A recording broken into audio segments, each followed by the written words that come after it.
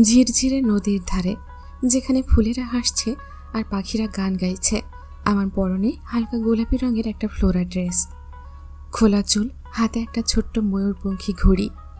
সেই ঘড়িটা উঠতে উঠতে হঠাৎ আমি পড়ে গেলাম এক নরম ঘাসে, আর সেখানেই এক ছায়া এগিয়ে এলো আমার দিকে। সে আমার হাতটা তুলে নিল খুব যত্ন করে। তার চোখে ছিল গভীরতা, শান্তি আর ভালোবাসার নিঃশব্দ ভাষা। আমার রাজকুমার। সে আস্তে করে বলল, তুমি অনেক দিন ধরে আমার স্বপ্নে ছিলে মেহরিন। আজ আমি তোমায় নিয়ে যাব আমার রাজ্যে, যেখানে কষ্ট নেই, দুঃখ নেই, নেই কোনো অভিমান, শুধু তুমি আর আমি আর আমাদের ভালোবাসা। সে আমার কপালে একটা মায়া মাখানো চুমু দিল আর বলল, তুমি আর হারাবে না মেহরিন। আমি তোমার জন্যই আছি।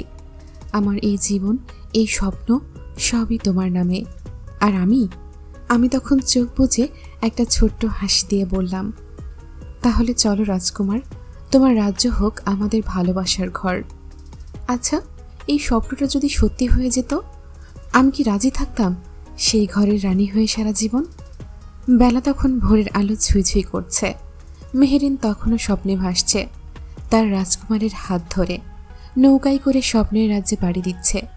ঠিক তখনই মেহবুবা এলো আর বলল, ওঠ, ফজরের আজান হয়েছে, নামাজ পড়বি না? ওঠ। আর ব্যাস, স্বপ্ন ভাঙা চিৎকারে বিছানা থেকে পড়ে গেল মেহরিন। কোমরে ব্যথা, মুখে রাগ, চোখে পানি আর স্বপ্ন ভাঙার কষ্ট। মেহরিন রেগে বলে, তুই ডাকলি কেন?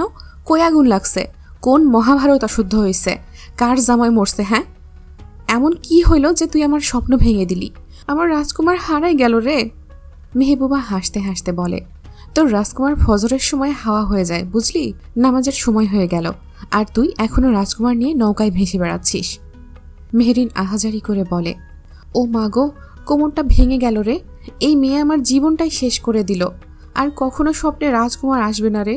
ও মা গো, আমার রাজকুমার গো। মেহবুবা ভ্যাবলা গলায় বলল, একটা স্বপ্নের পোলা নিয়ে এত কিচিরমিচির? আবার আসবে তোর রাজা, তখন বলবি আমি তোকে ডাকি নাই, ঘড়ি ডাকে। মেহরিন বলল, ঘড়ি ডাকে না তুই ডাকে? তুই আমার জীবন জ্বালাই পোড়াই শেষ কইরা দিলি, আমার মন পোড়াই দিলি, স্বপ্ন পোড়াই দিলি, কোমর ভাঙ্গা দিলি। মেহবুবা হাসতে হাসতে বলে, তোর কোমর ভাঙ্গে নাই, নাটক করিস না। আর তুই যদি এখনো উঠে নামাজ না পড়িস, তোর রাজকুমার আর আসবে না মহারানী ভিক্টোরিয়া। বেনামাজিদের মনের আশা পূর্ণ হয় না সোনা। দুই বোনের কথার মধ্যেই ওদের মা মালিহা মির্জা এসে দেখে দুই বোন ঝগড়া করছে। একজন বিছানার কোণে বসে কোমরে হাত দিয়ে আহাজারি করছে, তো আরেকজন বিছানার পাশে দাঁড়িয়ে দাঁত কেলিয়ে হাসছে। মালিহা মির্জা বলে, তোমরা দুইজন একসাথে না থাকলে এমন হতো, একজন স্বপ্নে রাজকুমার খুঁজতে খুঁজতে স্বর্গে উঠে যাচ্ছে, তো আরেকজন তাকে স্বর্গ থেকে নামায়। শেষমেশ মেহবুবা মেহরিনের কাছে এসে একটু হেসে বলল, আচ্ছা, চা বানিয়ে দেব, এবার তোর রাজকুমার চা খেয়ে আসবে আবার স্বপ্নে। মেহরিন একটু গোমরা মুখে বলল, তুই চা দিবি আর আমি তাতে মিষ্টি দেব না। হাসি মায়ায় ভরা দুই বোনের এই মিষ্টি ঝগড়াটা দিয়েই ওদের সকালের সূচনা হলো। একদম যেন সিনেমার মতো সকাল শুরু হলো। ঝগড়া, কান্না, কোমর ব্যথা, সব শেষে মা এসে বললেন, চলো আগে নামাজ পড়ে ফেলো, আল্লাহর কাছে চাও তোমার রাজকুমার যেন আবার ফিরে আসে তোমার স্বপ্নে। মেহরিন তখনও একটু গোমরা মুখেই, তবুও চোখে একটা শান্তি, মনে কোথাও একটা শান্ত অঙ্গীকার। আল্লাহর কাছে দোয়া করলে হয়তো তার রাজকুমার আবারও আসবে আজ রাতে। তিনজনেই নামাজে দাঁড়ালো। সেই নিঃশব্দ প্রার্থনায় ভরে উঠল ঘরটা। মেহরিন মন দিয়ে বলল, হে আল্লাহ, আমার বাবা মা ভাই বোনকে সবসময় ভালো রেখো, আমাদের ওপর তোমার রহমত বর্ষণ করো, আর আমার রাজকুমার যেন সবসময় আমার কাছে থাকে, স্বপ্ন হোক বা বাস্তবে হোক, সে যেন আমার থেকে কখনো না হারায়। নামাজ শেষে সবাই নিচে নেমে আসে। রান্নাঘরে যেতে যেতে মালিহা মির্জা বললেন, আজকে তোমাদের প্রিয় আলুর পরোটা আর মুরগির ঝোল বানাচ্ছি। রাজকুমার না হোক, রাজকীয় নাস্তা তো হবেই। মেহবুবা দৌড়ে মায়ের পিছু পিছু রান্নাঘরে গিয়ে বলে, মা, আমি তোমাকে হাতে হাতে সাহায্য করে দিচ্ছি।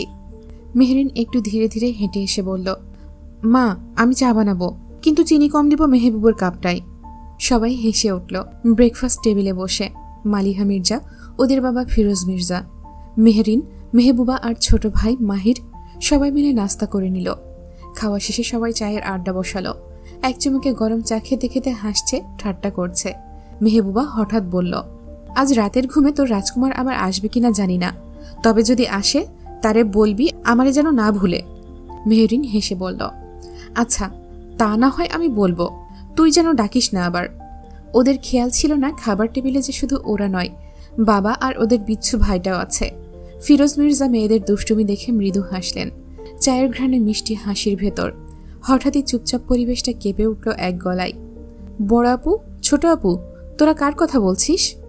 এইটা হচ্ছে ওদের দ্য গ্রেট ছোট ভাই মাহির, ওরফে মাহির মির্জা। একটা শয়তান, কিন্তু বোনদের খুব ভালোবাসে।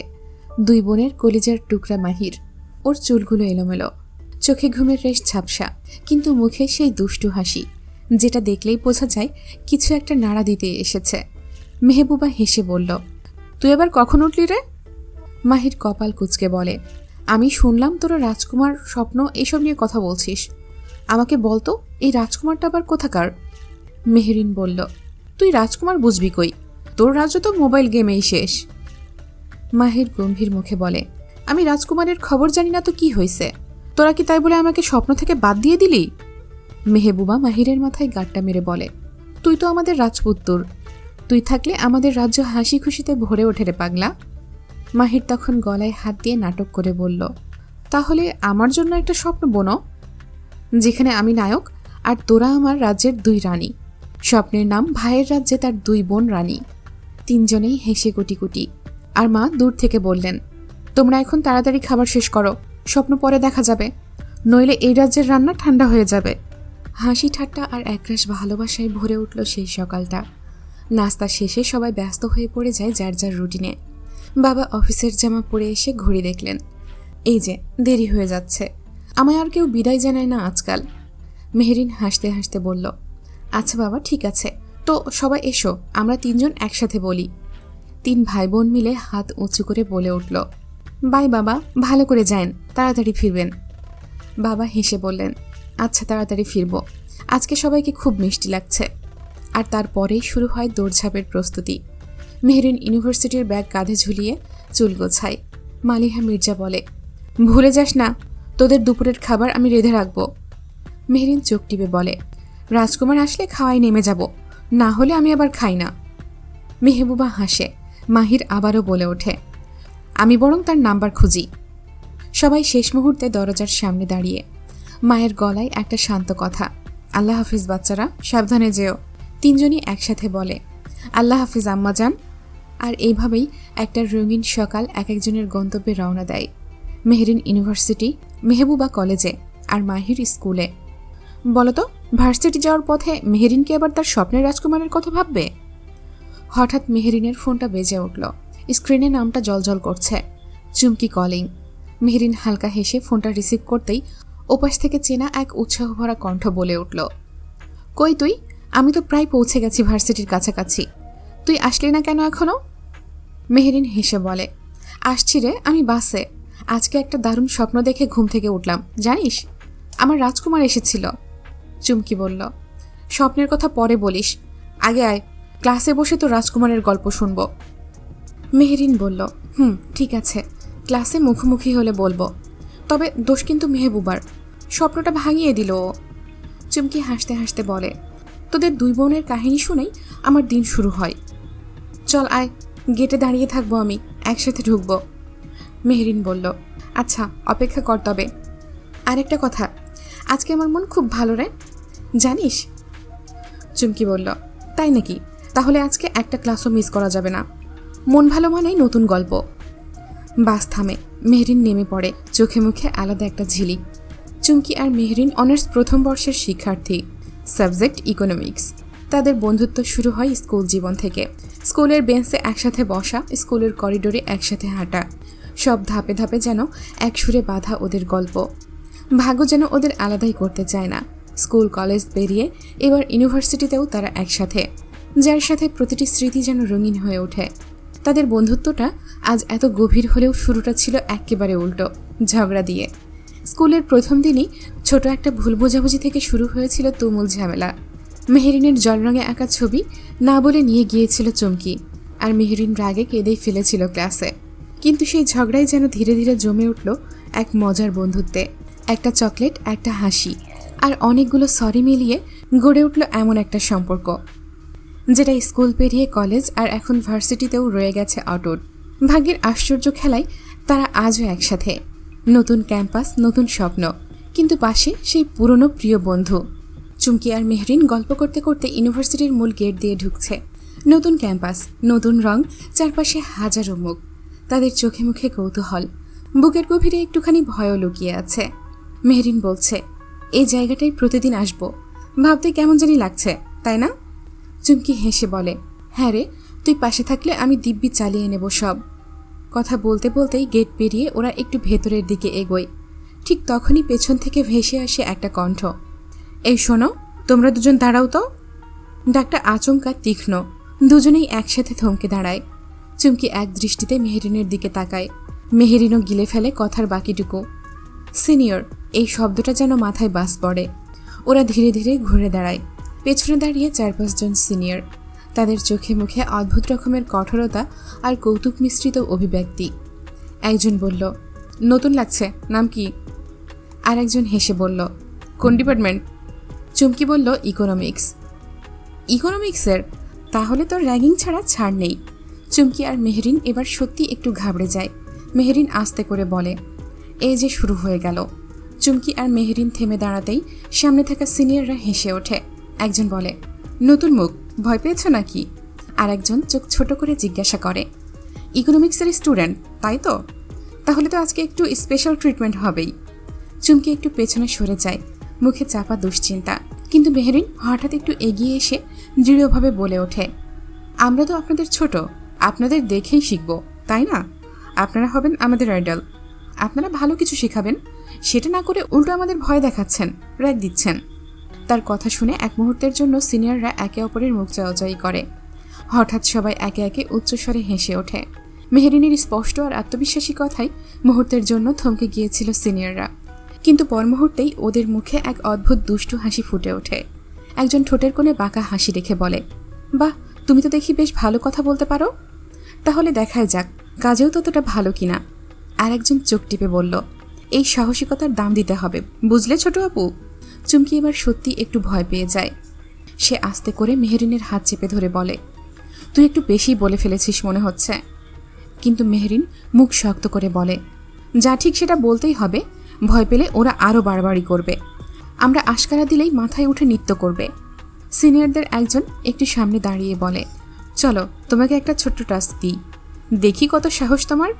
মেহরিন চুপচাপ দাঁড়িয়ে থাকে, চোখে একরকমের জেদ। তার মুখে কোনো ভয় নেই, শুধু অপেক্ষা সিনিয়ররা কি করতে চায় তা শোনার।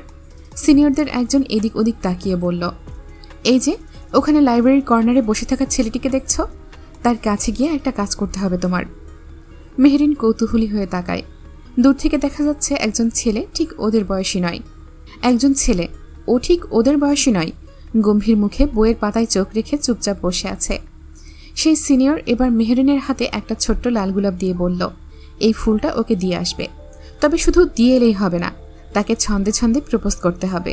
চুমকি একেবারে থতমত খেয়ে গেল, কি বলছো, প্রপোজ? আর মেহরিন চোখ বড় বড় করে বলে উঠল, প্রপোজ, তাও আবার ছন্দে ছন্দে? আমি কবি নাকি? সিনিয়ররা হেসে গড়িয়ে পড়ে। একজন বলে, তোমার মুখে এত বড় বড় কথা শুনছি, এখন দেখি সাহস কতটুকু। কি যাবে তো? মেহরিন কিছুক্ষণ চুপ করে থাকে। তার চোখ ধীরে ধীরে চলে যায় ছেলেটির দিকে। সে তখনও কিচ্ছু টের পায়নি, আপন মনেই বয়ে ডুবে। সিনিয়রদের কথা শুনে মেহরিন যখন রাগে আর অস্বস্তিতে মুখটা গম্ভীর করে দাঁড়িয়েছিল, ঠিক তখনই চুমকি তার কানের কাছে মুখ নিয়ে ফিসফিস করে বলল, এটা তো তুই পারবি, ছন্দ তো তোর হাতের খেল। তোর রাজকুমারকে নিয়ে কত ছন্দ শুনিয়েছিস আমাকে, একটা সেখান থেকে বলে দে। না করিস না মেরি মা, না করলে এরা ঝামেলা পাকাবে। মেহরিন চোখ বড় করে তাকায়, রাগী কণ্ঠে বলে, চুপ কর, ওইটা তো ছিল আমার কল্পনার রাজকুমার, এটা তো রিয়েল মানুষ। চুমকি হেসে বলে, এমনও তো হতে পারে, যার জন্য ছন্দ লিখেছিস সে যদি বাস্তবেই বসে থাকে তোর সামনে, তাহলে কি আর চিন্তা, তোর তো ভালোই হলো। মেহরিন চুপচাপ দাঁড়িয়ে থাকে কয়েক সেকেন্ড। তার মুখে একটু বিরক্তি, কিন্তু চোখে অদ্ভুত এক জেদ। হঠাৎ সে দুষ্টু হেসে বলল, আচ্ছা, যেহেতু সাহসের কথা বলছে তাহলে সাহস দেখাতেই হবে। আর ছন্দ তো, আমি তো ছন্দের রানী। এক ঝটকায় ফুলটা হাতে নিয়ে ধীরে ধীরে লাইব্রেরির কর্নারের দিকে এগোতে থাকে। এক হাতে চুমকির জোর করা, অন্য হাতে নিজের অদম্য আত্মবিশ্বাস। আর প্রতিটি ধাপে ধাপে ধীরে ধীরে গাঁথা হতে থাকে। মেহরিন ধীরে ধীরে পা ফেলে লাইব্রেরির দিকে এগিয়ে যেতে থাকে। হাতের তালুতে ধরা লাল গোলাপটা যেন তার বুকের ধাক্কাধাক্কির ছন্দ বুঝে কাঁপছে। চুপচাপ লাইব্রেরিতে ঢুকে তার চোখ চলে গেল কর্নারের টেবিলটার দিকে। সেই টেবিলে একটা ছেলেকে বসে থাকতে দেখল, গম্ভীর শান্ত, দুই চোখ বইয়ের পাতায় ডুবে। ছেলেটির পরনে হালকা নীল শার্ট, হাতে একটা ঘড়ি, আর তার চুলগুলো এলোমেলোভাবে চোখের ওপর পড়ে আছে। যেন বিনা চেষ্টায় ছেলেটার মধ্যে একটা ভিন্ন ধরনের সৌন্দর্য লুকিয়ে আছে। মেহরিন এক পা, তারপর আরেক পা এগিয়ে যায়। তার মনে হচ্ছে আশেপাশের শব্দ যেন থেমে গেছে, শুধু তার দম বন্ধ করা নিঃশ্বাস আর বুকের শব্দ বাজছে। চোখের সামনে শুধু একটাই দৃশ্য, সুদর্শন শান্ত, চোখ দুটো বইয়ের পাতায় ডুবে, একটু পরপর এদিক সেদিক যাচ্ছে, যেন বাইরের জগতের অস্তিত্ব নেই। তার বুক ধকধক করছে। মেহরিন যেন কোনো অজানায় তলিয়ে আনমনে পা বাড়ায়। 1, 2, তারপর একটু থামে। আরও কাছে গিয়ে দাঁড়াতেই ছেলেটি মাথা তুলে তাকায়। চোখে চোখ পড়তেই মেহরিন থমকে যায়। তার মুখে অজান্তেই একরাশ কোমলতা, চোখে বিস্ময়, আর ঠোঁটে ধরা পড়ে এক ঝাপসা হাসি। ঠিক সেই মুহূর্তে কোনো কিছু না ভেবে আনমনে সে বলে ফেলে ছন্দটা, তুমি কি সেই রাজপুত্র স্বপ্নে যে আসে? চোখে তাকালেই মনটা হঠাৎ কেঁপে যায় পাশে। এই গোলাপটা রাখো, মনে রেখো নাম মেহরিন, যার গল্পে তুমিই ছিলে প্রণয়ের মূল নাম। ছেলেটি চুপচাপ তাকিয়ে থাকে তার দিকে। তার চোখে যেন এক সমুদ্র বিস্ময়, কিন্তু মুখে একটুও বিরক্তি নেই, বরং ঠোঁটের কোণে এক টুকরো প্রশ্রয়ের হাসি। ঠিক তখনই পেছন থেকে সিনিয়রদের খিলখিল হাসির শব্দ আসে। উফ ভাই রে ভাই, ছন্দ শুনে আমরাই তো প্রেমে পড়ে গেলাম। আর চুমকি মুখ চেপে হাসি সামলাতে সামলাতে বলে, তোর এই রাজপুত্র কিন্তু ভয়াবহ সুন্দর রে। মেহরিন পেছনে ফিরে চুমকির দিকে তাকিয়ে একটু চোখ বড় করে তাকায়। আর তারপর মেহরিন হঠাৎই হুঁশ ফিরে পায়। কথা বলা, চোখে চোখ রাখা, সবটাই যেন হয়ে গেছে নিজের অজান্তে। মনের এক কোণায় ঝড় উঠল। আমি এটা কিভাবে করলাম? উনি তো আমার সিনিয়র, যদি রেগে যায়? এতক্ষণে চুমকি এসে দাঁড়ায় মেহরিনের পাশে। মুহূর্তেই বুক ধকধক করতে লাগলো মেহরিনের। চোখ বড় বড় করে চুমকির দিকে তাকিয়ে বলে, চুমকি রে, আমি এটা কি করলাম রে? যদি উনি আমাকে কিছু বলে? চুমকি এবার ঠোঁট চেপে হাসে, তোকে কেউ কিছু বলবে না, কিন্তু যদি থাপ্পড় মারে তখন আমি ভিডিও করে রাখবো, এইটা শিওর। মেহরিন কাঁপা কাঁপা গলায় বলে, ধুর, এটা নিয়ে মজা করিস না, আমি সিরিয়াস। ওনার মুখের ভাবটা দেখ না, দেখেই মনে হচ্ছে আস্ত খবিস। মানলাম দেখতে একটু ভালো, তাই বলে এমন করতে হবে? আমি এত কিউট একটা বাচ্চা, না হয় ভুলে এই বজ্জাত খবিস সিনিয়রদের পাল্লায় পড়ে বলেই ফেলেছি, তাই বলে এমন লোক দেবে? দেখে মনে হচ্ছে চোখ দিয়েই আমাকে ডিম ভাজি করে একদম গিলে খেয়ে ফেলবে। চুমকি একটু গম্ভীর হয়ে যায়। আচ্ছা আচ্ছা দেখ, আমি পাশে আছি, কিছু বললে আমি মুখের উপর জবাব দিব, তুই ভয় পাস না শোনা। কিন্তু মেহরিনের মনে তখনও ঝড় বইছে। সে চুপচাপ পেছনে তাকিয়ে দেখে হৃদ তখনও কিছুটা দূরে দাঁড়িয়ে আছে, মুখে অদ্ভুত এক অভিব্যক্তি।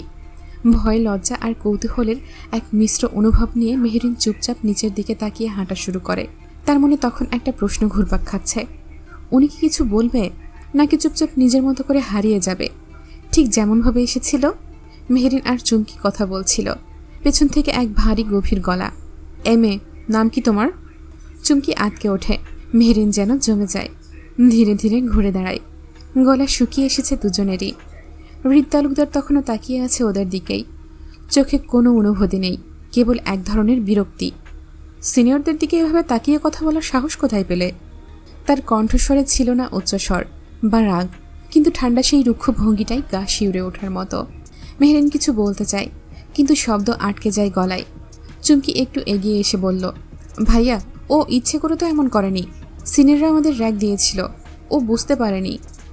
হৃদ কটমট করে চুমকির দিকে তাকায়। তুমি না বললেও চলবে, যার ভুল সে বলুক। মেহরিন চোখ নামিয়ে ফিসফিস করে বলে, সরি। হৃদ ঠান্ডা গলায় বলে, সরি বলতেই সব ঠিক হয়ে যায় না, নিজের সীমা বোঝা শেখো।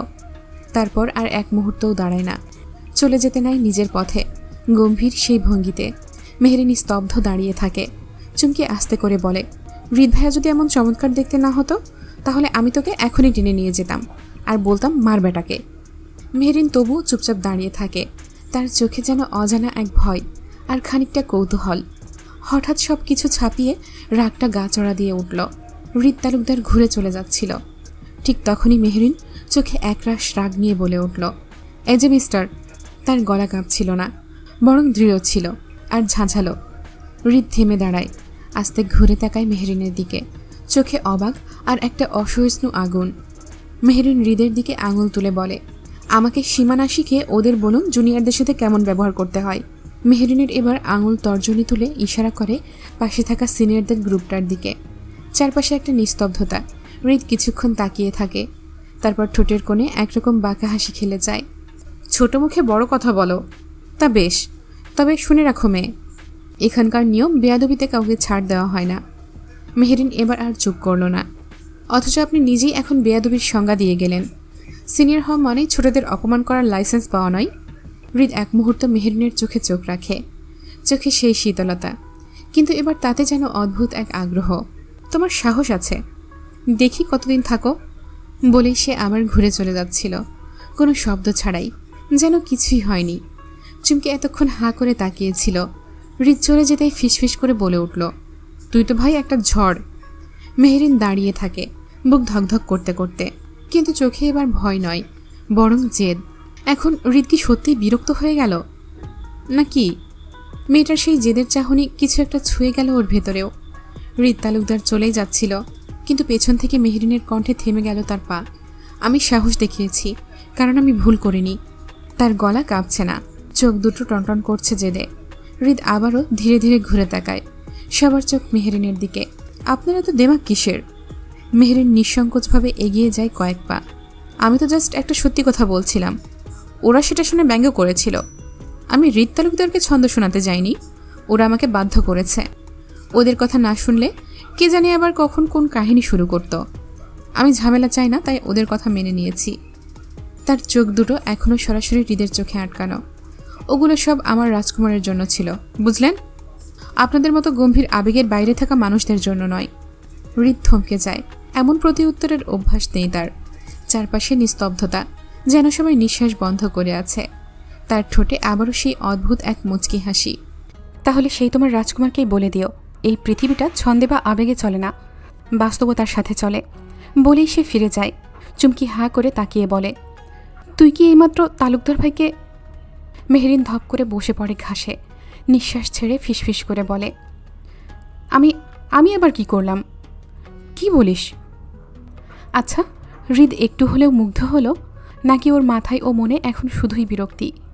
আর মেহরিনও কি একটু ভয় পেল, না আরও বেশি করে দাঁতে দাঁত চেপে লড়বে? চারপাশের গুঞ্জন ধীরে ধীরে মিলিয়ে যাচ্ছে। হৃদ তালুকদার হেঁটে যাচ্ছে ধীর পায়ে, মাথা একটু নিচু।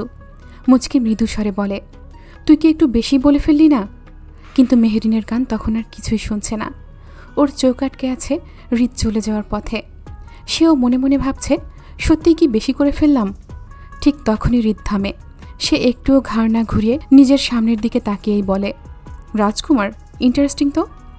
শব্দটা হাওয়ায় ভেসে আসে, না চওড়া গলা, না একেবারে ফিসফিস, একটা মধ্যবর্তী টোন, যেটা ঠিক মেহরিনের কানে গিয়ে ধাক্কা দেয়। তারপর হৃদ আবারও হাঁটা ধরে, আর কিছু না বলে। মেহরিন স্থির, চোখে ঝলক ধরে রাখা যায় না। চুমকি পাশে দাঁড়িয়ে ফিসফিস করে, যাই বলিস, হৃদ ভাইকে দেখতে কিন্তু রাজকুমারের মতোই। মেহরিন কিছু বলে না, কিন্তু মনে মনে খুব আলতো করে হাসে। এবার ছন্দটা যেন একটু জোরে বাজে তার বুকের ভেতর। কিছুক্ষণ পর মেহরিন উঠে বলে, চল ক্লাসে যাই। ধীরে ধীরে হাঁটা ধরে তারা ক্লাসের উদ্দেশ্যে। চুমকি পাশে পা মেলায়, কিন্তু এবার দুজনেই চুপচাপ। চারপাশে যেন হঠাৎ করে শব্দ কমে গেছে, না কোনো পাখির ডাক আর না কারো হাসি, শুধু ভেতরে এক অজানা অনুভূতির গুঞ্জন। দুজনেই চলে যায় নিজেদের গন্তব্যে, কিন্তু পেছনে রয়ে যায় কয়েকটা না বলা কথা, একটা ছোট্ট ছন্দ আর এক ঝলক চাহনি, যেটা কেউ চোখে দেখেনি কিন্তু মনের আয়নায় গেঁথে গেছে। ওরা ক্লাসে যাওয়ার পর স্যার আসে। পরিচয় পর্ব শেষ হতেই স্যার মুস্কি হেসে বলেন, আজকে আর ক্লাস নেই, তোমরা ঘুরে ঘুরে ক্যাম্পাস দেখো আর বাড়ি ফিরে একটু বিশ্রাম নাও, কাল থেকে নিয়মিত ক্লাস হবে। মেহরিন একটু হালকা শ্বাস ফেলে। চুমকি বলে, এই তো ভার্সিটির প্রথম ক্লাস করে ফেললাম রে। দুজনেই ভার্সিটির গেট দিয়ে ধীরে ধীরে বেরিয়ে আসে। রোদটা ততক্ষণে একটু চড়েছে, তবু মনটা একদম ঝকঝকে। রিকশায় বসে মেহরিন বারবার চোখ বুজে সকালে ঘটে যাওয়া ঘটনাগুলো মনে করার চেষ্টা করে। হৃদের মুখটা আবারও ভেসে ওঠে চোখে। চুমকি পাশ থেকে বলে, কি রে, আবার রাজকুমারকে ভাবছিস?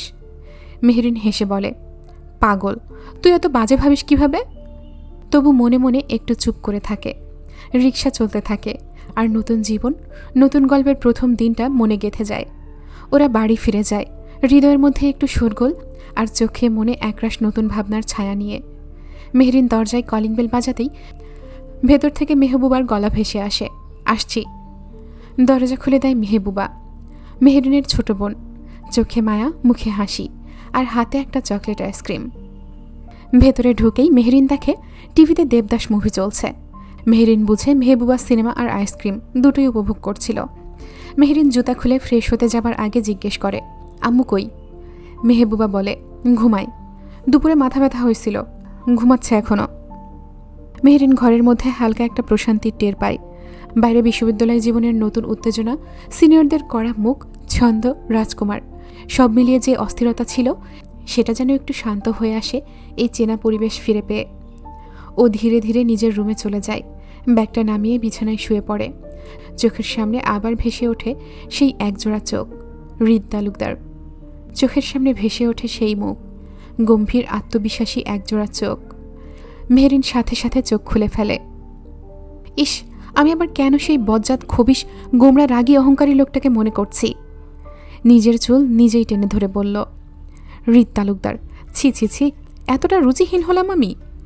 তারপর মনে মনে হাজারখানিক গালি দিতে থাকে। ওয়াশরুমে ঢুকতে ঢুকতে বিড়বিড় করতে থাকে, 1 নম্বর বদমেজাজি, 2 নম্বর অহংকারী, 3 নম্বর আবেগহীন, 4 নম্বর, হ্যাঁ 4 নম্বর আমার রাজকুমার না। এরপর আর দাঁড়ায় না। পেটের মধ্যে তখন পুরো প্রাণী জগৎ বাসা বেঁধেছে। ব্যাঙ লাফাচ্ছে, ইঁদুর দৌড়াচ্ছে, গবর পোকা যেন ড্রাম বাজাচ্ছে। ও ফ্রেশ হয়ে নিচে নেমে আসে, মুখটা এমন ভাব যেন সদ্য কোনো যুদ্ধে হেরে এসেছে। মেহবুবা তখনও টিভির সামনে। এবার সম্ভবত কোনো রোমান্টিক গানের সিন চলছে। মেহরিন বলে, তুই কি সারাদিন প্রেমই দেখবি টিভিতে? একটু খাবার দিবি, নাকি চাচ্ছিস আমি তোর আইসক্রিম কেড়ে খাই? মেহবুবা হেসে বলে, তুই তোর রাজকুমারের নিয়ে ভাব, আমি আইসক্রিম নিয়ে সুখে আছি। মেহরিন চট করে বলে, তুইও গেছিস ওই লোকদের দলে, শেষ, সব শেষ, সব ঘরশত্রু বিভীষণ। এরপর রাগে, ক্ষুধায় আর হালকা অভিমানে ফ্রিজ খুলে খাবার খুঁজতে থাকে। মেহরিন খাবার টেবিলে বসে প্লেটে খাবার বাড়তে থাকে। মেহবুবা অবাক চোখে তাকিয়ে বলে, আমি আবার কার দলে গেলাম? কি বলছিস তুই আবোল তাবোল? মেহরিন তখন বলে, তুই তুই ওই রাগী খচ্চর হৃদ তালুকদারের দলে, আমার বিরুদ্ধে ষড়যন্ত্র করছিস। মেহবুবা এবার একদম থেমে যায়। আইসক্রিমের চামচটা মুখ থেকে নামিয়ে গম্ভীরভাবে বলে, কে এই হৃদ তালুকদার? তোর কি খিদেতে মাথা খারাপ হয়ে গেছে? মেহরিন এবার নিজেই থমকে যায়, 1 সেকেন্ড, 2 সেকেন্ড, তারপর ফোঁস করে নিঃশ্বাস ছেড়ে বলে, উফ, আমি আসলেই গুলিয়ে ফেলছি সব কিছু। এই রাগ, এই খিদে আর সেই বদমেজাজি লোকটা মাথার ভেতর কেমন জানি হইচই লাগিয়ে রেখেছে। মেহবুবা হেসে বলে, তোর রাজকুমার তো বেশ ইন্টারেস্টিং মনে হয়। চুপ কর, রাজকুমার না, উনি তো রাক্ষসের দাদা, খক্ষসের নাতি আর শয়তানের মামা। মেহরিন রেগে বলে। তারপর দুজনেই একসাথে হেসে ফেলে। মেহবুবা ঠোঁট কামড়ে হাসি চেপে বলে, আচ্ছা, এই হৃদ তালুকদার আবার কে? তুই কি কারোর সাথে ঝগড়া করে আসছিস? হাই রে, তুই প্রথম দিনেই ঝগড়া করে ফেললি। কথার শেষে মাথায় হাত দেয় মেহবুবা। মেহরিন এবার গাল ফুলিয়ে খাবার প্লেট হাতে নিয়ে বসে পড়ে সোফার কোণে। আমি কিছুই করিনি, ওরা আগে, মানে ওই সিনিয়ররা আগে খেলা শুরু করেছিল, আমি তো জাস্ট নিজেকে ডিফেন্ড করছিলাম। মেহবুবা এবার সিরিয়াস ভঙ্গিতে বলে, তাই নাকি? তাহলে এই রাজকুমার, গম্ভীর হৃদ এইসব কোত্থেকে আসলো শুনি? মেহরিন মুখ ঘুরিয়ে জানালার দিকে তাকিয়ে গম্ভীর গলায় ফিসফিস করে বলে, রাজকুমার বলছিল, ও বলেছিল রাজকুমার ইন্টারেস্টিং। মেহবুবা এবার আর থামতে পারে না, হেসে গড়িয়ে পড়ে, বাহ, তুই তো এবার প্রিন্সেসও হয়ে গেলি রে, তোর প্রিন্স এসে পড়েছে বলে কথা। মেহরিন চোখ গোল গোল করে বলে, তোকে আর কখনো কিছু বলবো না আমি। তবু মনে মনে একটা চিনচিনে অনুভূতি ওর বুকের ভেতরে খেলে যায়। আসলেই ও কি আমার প্রিন্স হয়ে এসেছে? যদি সে আমার রাজকুমার হয়, তবে সে কি আমায় মনে রাখবে? মেহরিনের এখন নিজের উপরে নিজের বেশ রাগ হচ্ছে। নিজে নিজেই গাল ফুলিয়ে বলে, উফ, আমি কেন এত ভাবছি ওই বজ্জাত লোকটাকে নিয়ে? মনে রাখুক বা না রাখুক, তাতে আমার কি যায় আসে? আমি তো শুধু চাই আমার স্বপ্নের রাজকুমারকে, যে চুপচাপ আসবে আর বলবে, চলো, আমি তোমার জন্য এসেছি। একটা দীর্ঘ নিঃশ্বাস ফেলে মেহরিন উঠে দাঁড়ায়। হৃদ তালুকদার, তোমার মতো রাগী লোক স্বপ্নের রাজকুমার হয় না, কখনোই না। কিন্তু মনে মনেই কেউ যেন একটা ফিসফিস করে বলে ওঠে, তবু তোমার সেই চোখ, সেই ঠান্ডা গলা, কেন জানি এখনও কানে বাজে। মেহরিন রাগে গাল ফুলিয়ে বলে, আমি কি পাগল হয়ে যাচ্ছি? তারপর তাড়াতাড়ি নিজের ঘরে ঢুকে পড়ে। স্বপ্নের রাজকুমার স্বপ্নেই থাকুক, হৃদ তালুকদার যেন ভুলেও না আসে আর। এগুলো ভাবতে ভাবতে মেহরিন ভাত ঘুম দেয়। তালুকদার পরিবার, একটা নাম, একটা রেওয়াজ। শহরের ব্যবসায়ী সমাজে যাদের নাম মানেই শ্রদ্ধা আর প্রভাব। এই পরিবারের কর্ণধার রেদওয়ান তালুকদার, পরিবারের বড় সন্তান, তালুকদার ইন্ডাস্ট্রিজের প্রতিষ্ঠাতা। তালুকদার পরিবার, 3 ভাই বোনের এই পরিবার যেন এক অদৃশ্য বাঁধনে বাঁধা। রেদওয়ান তালুকদার পরিবারের বড় সন্তান এবং তালুকদার ইন্ডাস্ট্রিজের কর্ণধার। স্ত্রী সাবিহা তালুকদার একজন আদর্শ গৃহিণী, যিনি পরিবারের প্রতিটা সদস্যকে ভালোবাসা ও মমতায় আগলে রাখেন। সন্তান, 1 ছেলে 1 মেয়ে। হৃদ তালুকদার বিশ্ববিদ্যালয়ে বিজনেস অ্যাডমিনিস্ট্রেশন BBA-তে শেষ বর্ষের ছাত্র। পড়াশোনায় অসাধারণ, খুবই ডেডিকেটেড আর নিজের বাবার ব্যবসায়িক উত্তরসূরি হওয়ার প্রস্তুতি নিচ্ছে। রাহি তালুকদার কলেজের 2য় বর্ষে পড়ে, সাবজেক্ট হিউম্যানিটিজ।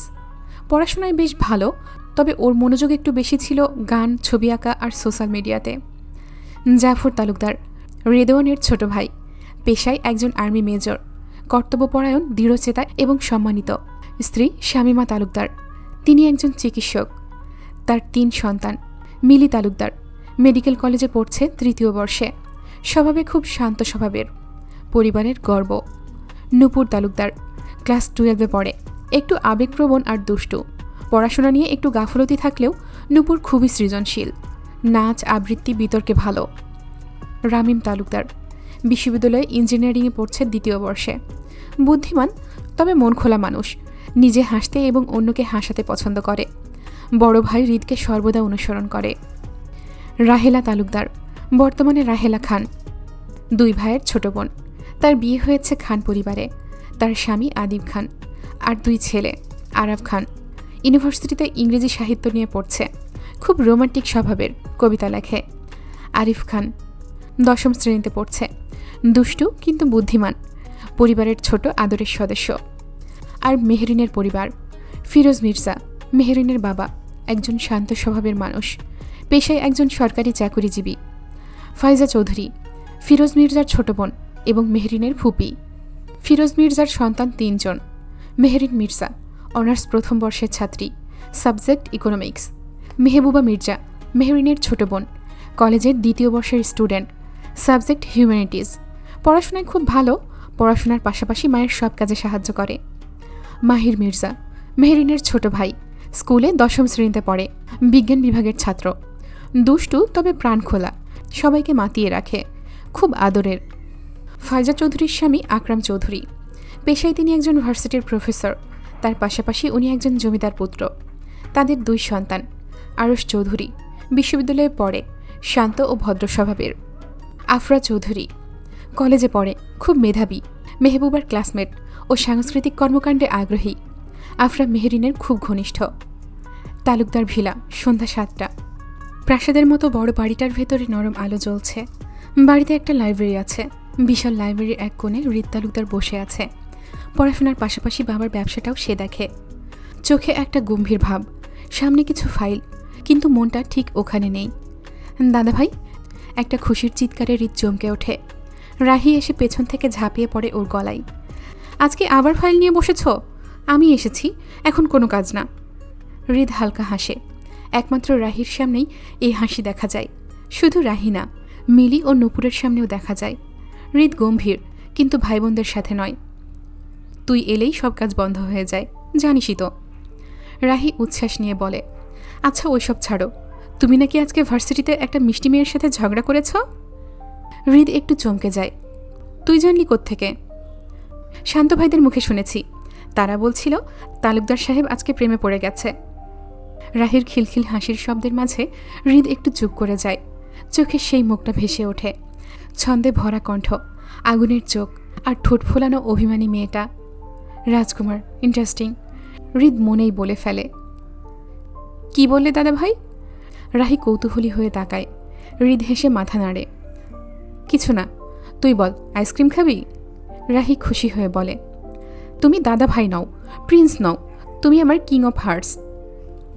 রাহি চলে যায়, কিন্তু হৃদের মনে তখনও একটা ছায়া দোলা দিচ্ছে। এই মেয়েটা, নামটা যেন কি বলেছিল? মেহরিন। রাহি আর নূপুর রেডি হয়ে নিচে নামে, কারণ আজ তারা হৃদের সাথে বাইরে যাবে আইসক্রিম খেতে। বাড়িতে যতই ফ্রিজ ভর্তি আইসক্রিম থাকুক না কেন, তারা খাবে না। এখন তাদের হৃদের সাথে বাইরে যাওয়া চাই মানে চাই। রাহি কখনোই নূপুর ছাড়া কোথাও যায় না। আর এই দুই বোন এক কথাই ভয়ঙ্কর জুটি। দুজনেই অসম্ভব দুষ্টু আর চঞ্চল। তাদের প্রিয় কাজ হৃদ তালুকদারকে জ্বালানো। হৃদ যতই গম্ভীর হোক না কেন, ওদের দুষ্টুমিতে সে মাঝে মাঝে থমথমে খেয়ে যায়। তবে মুখে যতই রাগ দেখাক, মনে মনে ওদের ভালোবাসে পৃথিবীর সব কিছুর চেয়ে বেশি। হৃদ ওদের নিয়ে বের হলো। গাড়িতে বসেই রাহি আর নূপুর একে অপরের দিকে চুপি চুপি তাকায়। নূপুর ফিসফিস করে বলে, রাহি, প্ল্যান মতো শুরু কর। রাহি গম্ভীর মুখ করে বলল, অপারেশন রাজকুমার, স্টার্ট নাও। আসলে আজ আইসক্রিম খাওয়ার নাম করে তারা বের হয়েছে ঠিকই, কিন্তু মূল উদ্দেশ্য হৃদ তালুকদারের গোপন ভালোবাসা খুঁজে বের করা। ওরা বিকেল থেকেই সন্দেহ করছে যে হৃদের মুড একটু অদ্ভুত লাগছে। হঠাৎ করে মুচকি হাসছে, আবার কেমন যেন ভাবনায় ডুবে যাচ্ছে। আর এই পরিবর্তনের পেছনে কে আছে সেটা জানতেই আজ গোয়েন্দাগিরিতে বের হয়েছে রাহি আর নূপুর। হৃদ গাড়ি চালাচ্ছে একেবারে সিরিয়াস মুখে। রাহি মুখ বানিয়ে বলল, দাদা ভাই, হঠাৎ করে তুমি এত চুপচাপ কেন? কারো কথা মনে পড়ছে নাকি? হৃদ ঠান্ডা গলায় জবাব দেয়, তোমাদের দুষ্টুমি কম হলেই শান্তি লাগে, তাই আমার অশান্তি না বাড়িয়ে চুপচাপ থাকো। নূপুর একেবারে নাটুকে কণ্ঠে বলল, দাদা ভাই বলো না, কোনো প্রিন্সেসকে দেখেছ নাকি? হৃদ হালকা হাসে, কোনো উত্তর দেয় না। রাহি আর নূপুর বুঝে যায়, তাদের সন্দেহ আরও গাঢ় হয়। বান্দা হেসেছে তো ফেসেছে। হৃদ একটু বিরক্ত গলায় বলল, তোমরা আইসক্রিম খেতে বেরিয়েছ নাকি আমাকে জেরা করতে? মনে হচ্ছে তোমরা পুলিশ আর আমি আসামি। রাহি সঙ্গে সঙ্গে বলে ওঠে, আসামি তো বটেই, যেহেতু গম্ভীর রাজপুত্র আজ ক্ষণে ক্ষণে মুচকি হাসছে, তাই তো সন্দেহ হচ্ছে। নূপুর হেসে গড়াগড়ি খায়, তাও আবার যে সে রাজপুত্র নয়, একদম বেশি বেশি সিরিয়াস রাজপুত্র। হৃদ ঠোঁটের কোণে একটু হাসি চাপাতে চায়, কিন্তু পারে না। সে গম্ভীর গলায় বলে, তোমাদের দিয়ে কিছু গোপন রাখা যাবে না। আমার মনে হয় তালুকদার ভিলায় গুপ্তচর নিয়োগ করা উচিত, তোমাদের আপডেট যাতে আমি পাই। রাহি চোখ ছোট করে বলে, দাদা ভাই, আমরা তো আছি রেডি গুপ্তচর। এই তিন ভাই বোনের এমন খুনসুটি যেন তালুকদার বাড়ির একেবারে প্রতিদিনের রুটিন। তাদের দুষ্টুমি, ঠাট্টা আর হাসিতে ভরে থাকে চারপাশ। তারপর হৃদ গম্ভীর মুখে বলে, তোমাদের গোয়েন্দাগিরি শেষ হলে এখন আইসক্রিম খাওয়ায় মনোযোগ দাও, আইসক্রিম গলে যাবে। নূপুর মুচকি হেসে বলল, মানে বলতে চাইছো তোমার মন গলে গেছে? হৃদ বলে, মানে? রাহিদ চোখ গোল করে বলে, দাদা ভাই, ওই মেয়েটা দেখতে কেমন? আমাদের তো একটু জানতেই হবে, বলো না প্লিজ। হৃদ এবার নিঃশ্বাস ফেলে চোখ সরিয়ে নেয়, পুতুলের মতো। চুপচাপ থাকলে মিষ্টি, আর মুখ খুললেই ঝড় বৃষ্টি। রাহি আর নূপুর এবার একসাথে বলে ওঠে, ও মাই গড, দ্য গ্রেট হৃদ তালুকদার আমাদের দাদাভাই প্রেমে পড়ে গেছে। হৃদ হঠাৎ বুঝতে পারল সে ভুল জায়গায় ভুল কথা বলে ফেলেছে। তাড়াতাড়ি বলে, মানে? আমি তো আইসক্রিমের কথা বলছিলাম। পুতুলের মতো দেখতে আইসক্রিম, চুপ থাকলে মিষ্টি, আর মুখে দিলেই ঠান্ডা ঝড় বৃষ্টি। রাহি চোখ ছোট ছোট করে বলে, দাদা ভাই, আইসক্রিমের সঙ্গে মেয়ের তুলনা করছো? নূপুর হেসে বলে, দাদা ভাই, তোমার মুখে মিষ্টি কথা শুনে মনে হচ্ছে তুমি সত্যিই প্রেমে পড়ে গেছো। না মানে, না হলে তোমার মুখ থেকে তো শুধু তেতো কথা বের হয়, কোনো রসকস থাকে না। হৃদ তখন একটু গম্ভীর গলায় রেগে বলল, হোয়াট ননসেন্স, কী সব যাতা বলছো তোমরা? আমি আর প্রেম, ইম্পসিবল। রাহি হেসে বলে, আরে দাদাভাই, রাগ করছো কেন? রাগ করলে তো বুঝতেই হবে কিছু একটা আছে। নূপুর ফিক করে হেসে বলে, দেখো না, মুখে বলছো প্রেম নয়, আর চোখে অন্যরকম ঝিলিক। হৃদ এবার দাঁত চেপে দুই চোখ বন্ধ করে বলে, তোমরা দুজন যদি এখন চুপ না করো, তাহলে আইসক্রিম তো দূরের কথা, বাসায় গিয়ে 1 সপ্তাহের জন্য করলার রস আর করলা খাবা, আই সোয়ার। রাহি আর নূপুর মুখ চেপে হাসি আটকায়, চোখাচোখি করে আবার ফিসফিসে কণ্ঠে বলে, তবু মেয়েটার নাম বলো না দাদা ভাই, কেমন ছিল? তোমার প্রেমের কথা শুনতে হলে যদি করলা খেতে হয়, তাই না হয় খেলাম, তাও জানতে চাই। হৃদ চোখ ঘুরিয়ে জানালার দিকে তাকায়, আর তার মনের পর্দায় ভেসে ওঠে ছন্দবলা সেই মুহূর্ত। চুলে রোদের ঝিলিক, ঠোঁটে তীব্র যুক্তি, আর সেই চোখ যেটা হৃদকে চুপ করে দিয়েছিল।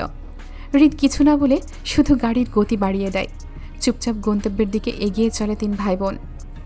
আর এদিকে মেহরিন ঘুমিয়ে আছে, কিন্তু তার মুখে এক ধরনের শান্তির ছাপ, যেন কোনো এক অন্য জগতে ভেসে আছে সে।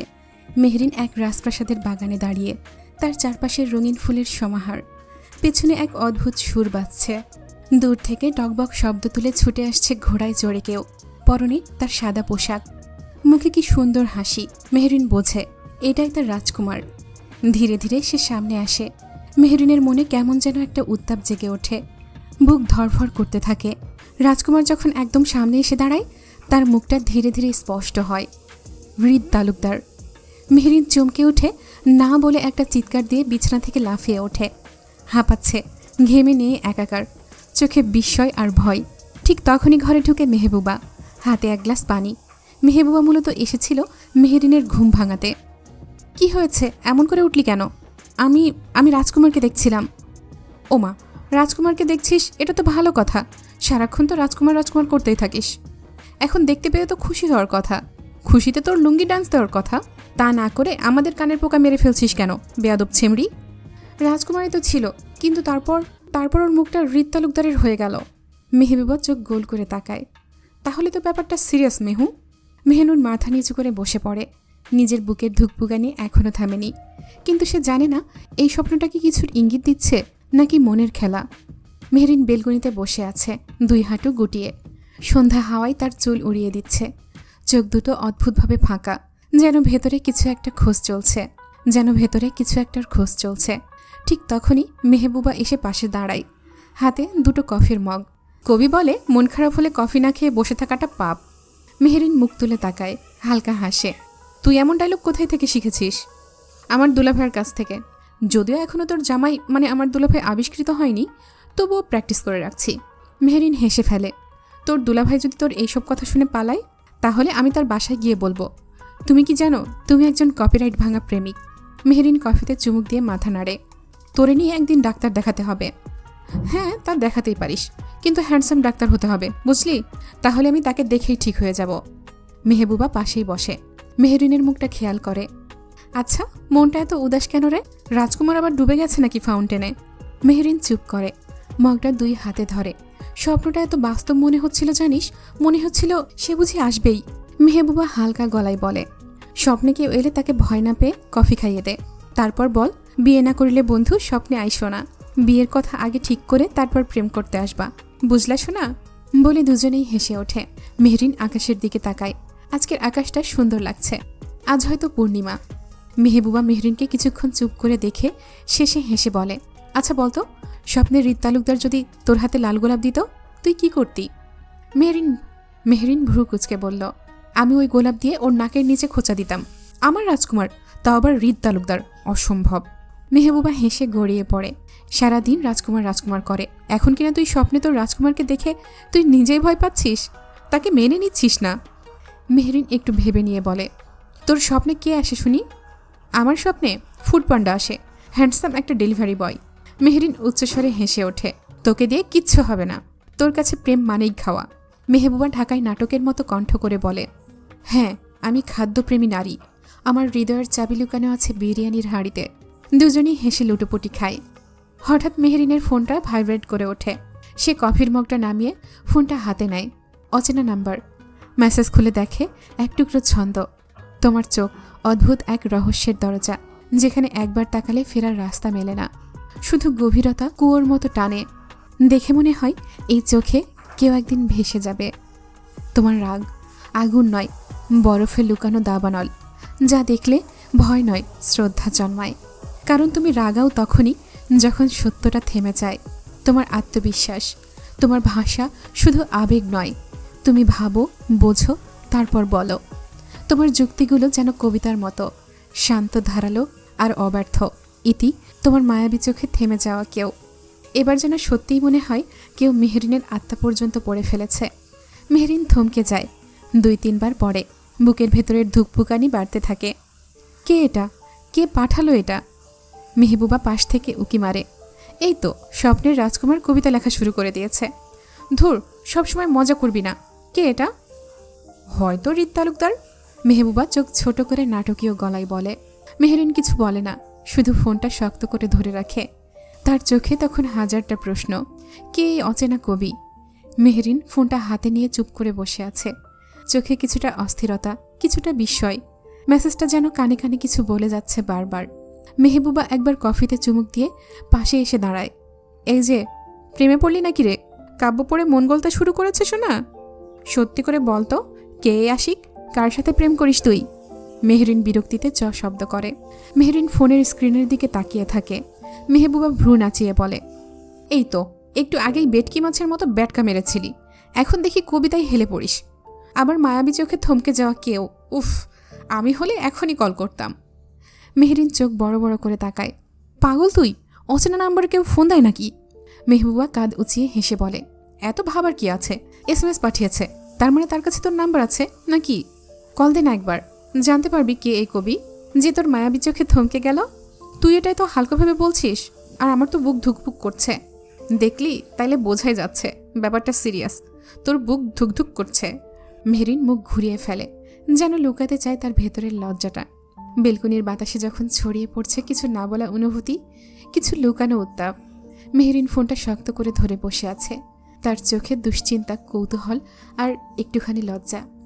মেহবুবা হঠাৎ বলে, দে তো তোর ফোনটা। কেন? আমি একটু কফি ঢেলে দিই ফোনের ওপর। ফোন দিয়ে মানুষ কি করে বলো? ফোন করব। মেহরিন আঁতকে ওঠে, না না, ওইসবের দরকার নেই, তুই কোনো ফোন টোন করবি না। কিন্তু ততক্ষণে মেহবুবা ফোনটা টেনে নিয়েছে, স্ক্রিনে নাম্বারটা রেখে কানে দেয়। টুট টুট, কল কানেক্ট হচ্ছে না। কবি সাহেব তো দেখি খুব চালাক, মাত্র SMS দিল আর এখনই ফোন বন্ধ করে রেখেছে। মেহরিন একটু জোরেই বলে, তুই কল করলি কেন? যদি অপরিচিত কেউ হয়, আর যদি পরিচিত হয় তাহলে তো দারুণ ব্যাপার। ভাব, তোর লাইফের গোপন প্রেমিক কাব্য লিখে প্রেম করছে। মেহরিন কপালে হাত দেয়, তুই আসলেই পাগল। সামান্য একটা SMS-কে কি নিয়ে যাচ্ছিস? হ্যাঁ, কিন্তু আমি তোকে এমন কারো হাতে তুলে দিতে চাই না যে শুধু মেসেজ পাঠিয়ে উধাও হয়ে যায়। হালকা বাতাসে মেহরিনের চুল উঠছে, আর তার ঠোঁটে এক টুকরো লাজুক হাসি। ভেতরে ভেতরে সে কি একটু আশাও করছে। মেহবুবা আবারও বলে, তুই রেডি থাক, কবি সাহেব আবার হয়তো কবিতা নিয়ে ফিরে আসবে, কিন্তু এবার যদি কল করে তাহলে তুই ধরবি। না না, এবার তুই ধরবি, আমি তোকে কনফিডেন্স শিখাচ্ছি। মেহরিন আর মেহবুবা বেলকুনিতে বসে, ফোন নিয়ে হাসাহাসি চলছে। তখনই, মেহরিন, মেহবুবা, এসো মাগন, ডিনার রেডি। নিচতলা থেকে মায়ের কণ্ঠ ভেসে আসে। মেহবুবা বলে, চল, কবি সাহেব পরে আসুক, আগে দেখি মায়ের কবিতার রাজ্যে বিরিয়ানি কেমন হয়েছে আজ। মেহরিন হেসে বলে, তোর মুখে তো শুধু খাবার আর খাবার, আর তোর মুখে শুধু প্রেম। কবিতার রং চেনে যে, তার নাম মেহরিন। দুজনে টুকটুক করে নেমে যায় নিচে। খাবার টেবিলে ভরপুর আয়োজন, ভাজি, ডাল, ডিম, মায়ের হাতের রান্না করা special chicken curry. Mehbooba plate হাতে বলে, এই চিকেন কারি খেয়ে যদি কবি সাহেব কবিতা লিখত তাহলে বুঝতাম মা কত বড় রাঁধুনি। তুই আর ছাড় নেই আজকে। মেহরিন একটু হেসেই মার চোখের ইশারায় চুপ হয়ে যায়। ইতিমধ্যেই অচেনা মানুষটার কথা মা আর মাহিরও জেনে গেছে। সবাই ডিনার সেরে যার যার রুমে চলে গেছে। মেহরিন আর মেহবুবা নিজেদের রুমে গিয়ে চুপি চুপি ফোন নিয়ে আলোচনায় মগ্ন। তুই ভাব, যদি আবার কোনো কবিতা আসে। আর আমি যদি কবি সাহেবের কবিতা পড়তে পড়তে প্রেমে পড়ে যাই। ঠিক তখনই, ওই কবিতা প্রেমিকা, দুইজনই চুপ করো। মাহির দরজার কাছে দাঁড়িয়ে, মুখে শয়তানি হাসি, হাতে এক বাটি বাদাম নিয়ে। মেহরিন এক লাফ দিয়ে উঠে বসে, তুই আবার এখানে কি করিস? মা বলল খেয়ে নিজের রুমে যেতে, কিন্তু আমি তো জানতাম এখানে কিছু হ্যাবি গোপন প্রেমালাপ চলছে। মেহবুবা হেসে বলে, এই ছেলেটার চোখ তো CCTVর চেয়েও শার্প, আর মুখ তো খবরের কাগজের চেয়েও ফাস্ট। মাহির হেসে বলে, তাহলে কবি সাহেবের নাম্বারটা আমাকে দে তো, আমি ডায়াল করে দুটো ছড়া শোনাই। আরে না না, ওর ছন্দে এক টুকরো জাদু আছে, তোর বকবক শুনে না আবার তা উবে যায়। মেহরিন মুখটা লাল করে বলে। মাহির মুচকি হেসে বলে, জাদু কই? আমি তো দেখি তুই ফোনের স্ক্রিনে তাকিয়ে কেবল লাল হয়ে যাচ্ছিস। ওই যে তোরা গালে কি যেন মাখিস না, ওইটার মতো কি যেন। ও হ্যাঁ, ব্লাশ। তোর মাথায় সমস্যা আছে মাহির। মেহরিন বালিশ ছুঁড়ে মারে। 3 ভাই বোনের মধ্যে শুরু হয় বালিশ যুদ্ধ, হাসাহাসি আর হাজারো খোঁচা। মাহির আবারও বলে, বড়াপু, তোর সেই কবি সাহেব যদি আমার কোনো ভাই হতো, তবে আমি তাকে ধিক্কার জানাতাম, তোর মতো রাগীকে প্রেমের কবিতা লিখে বিভ্রান্ত করার জন্য। তার সাহস আছে বলতে হবে, না হলে তোকে কবিতা পাঠায়। মেহরিন হেসে বলে, তুই নিজেই বিভ্রান্ত ভাই সাহেব। তবে বল, যদি ওই কবি সাহেব আসলেই খুব কাছের কেউ হয় বা আমাদের পরিচিত। মানে? মাহির হেসে শুধু বলে, ভাব, আমি তো শুধু গল্প বানালাম, এখন ঘুমা। 3 জনের হাসিতে হাসিতে রাত গড়িয়ে যায়, আর জানালার ধারে রাখা মেহরিনের ফোন হয়তো অপেক্ষায় আবারও একটা কবিতা এসে ভেসে উঠবে পর্দায়। মেহরিনের ডায়েরি লেখার অভ্যাস আছে। সন্ধ্যায় ঘুম থেকে উঠেছে, এখন আর ঘুম আসছে না, তাই ডায়েরি নিয়ে বসে। রাত 1:43। রুমের আলো নিভু নিভু। এক কোণে টেবিল ল্যাম্পের হলুদ আলোয় মেহরিন বসে আছে, ওর হাতে পুরনো চেনা ডায়েরিটা। বাইরে থেকে হালকা বাতাসে জানালার পর্দা উঠছে। চারদিকে একরকম নীরবতা, শুধু কলমের খসখস শব্দ আর একটা নিঃশ্বাস। মেহরিন আজকের ডেট লিখে নেয়, 23শে এপ্রিল, মঙ্গলবার। আজকের দিনটা অদ্ভুত। সন্ধ্যায় একটা অদ্ভুত স্বপ্ন, তারপর সেই কবিতা। আমার চোখ, আমার রাগ, আমার আত্মবিশ্বাস, সব কিছু কেউ একজন দেখে ফেলেছে। সে কে? চেনা কেউ নাকি অচেনা, কিন্তু আমার অনুভবের কাছের কেউ। মেহবুবা তো আজ পুরো সার্কাস। ফোনও করে বসল। মাহিরও আজ দুষ্টুমিতে ছাড়েনি। তবুও মনে হলো আমি ভালোবাসা বলতে যা বুঝি তার একটা ছায়া আজ আমার জানালার ধারে এসে দাঁড়িয়েছিল। আমি জানি না কে সে, কিন্তু আজ একটা সত্যি কথা, আমি অপেক্ষায় আছি। মেহরিন। ডায়েরিটা বন্ধ করে ও একটুখানি হাসে, তারপর বালিশে মাথা রাখে। চোখ ধীরে ধীরে বন্ধ হয়ে আসে। পরদিন সকাল। সূর্য ঠিক যেন নতুন রং নিয়ে এসেছে। প্রতিদিনের মতো আজ ওরা তিনজন নামাজ পড়ে নিল। এরপর মেহরিন 1 কাপ চা নিয়ে রুমে আসে। জানলার ফাঁক দিয়ে আলো ঢুকছে রুমে। পাখির ডাক, চায়ের গন্ধ আর নতুন দিনের ছোঁয়া। মেহরিনের মনে আজ অদ্ভুত একটা প্রশান্তি। হয়তো কিছু ভালো আসছে ওর দিকে হেঁটে, ধীরে ধীরে, ঠিক কবিতার মতো করে। আয়নার সামনে দাঁড়িয়ে চুল আঁচড়াচ্ছে, চোখে হালকা কাজল টানছে। হঠাৎ ফোনটা ভাইব্রেট করে। মেহরিন চোখ মেলে দেখে চুমকি। 3টা মিস কল। এই মেয়ে তো পুরো হাইড্রা, একটু দেরি হলেই যুদ্ধ লাগায়। ও হেসে ফোনটা হাতে নেয়, ব্যাগের জিনিসপত্রগুলো গুছিয়ে নিচ্ছে।